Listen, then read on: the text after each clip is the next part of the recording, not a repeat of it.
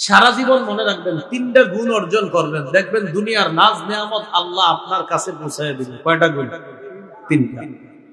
সালাসুন ইউদরিকু বিহিন্নাল আবদুল গায়িবাদ দুনিয়া।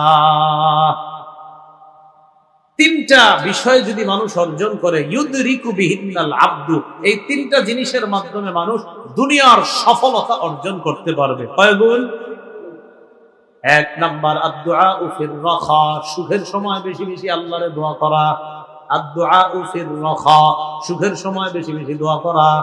আমি ওরে নিয়ামত দিলে আমারে মুখ ফিরে আনে, আমারে পাশ কাটে। বিপদ দিলে ঘরের মধ্যে হুজুর ডাইকা দোয়ার আয়োজন করে, তখন বিশাল বড় দোয়া করে। অথচ সুখের সময় ওরে কত ডাকি আমি, আমার ডাকে সাড়া দেয় না। বিপদ দিলে আমারে ডাকে। অথচ সুখের সময় যদি দোয়া করেন, তারপরে আল্লাহর নিয়ামতের শুকরিয়া বেশি আদায় হয়। কারণ আমার বান্দারে এত খুশি রাখছি, তাও আমারে ডাকে। আমার বান্দারে এত দেই, তাও আমারে ডাকে। তো আল্লাহ তো খুশি হবেন। এক নাম্বার আদ-দুআউ ফির রাখা, সুখের সময় বেশি বেশি দোয়া করা। দুই নাম্বার আস-সাবরু ফিল বালা, বিপদে ধৈর্য ধারণ করা।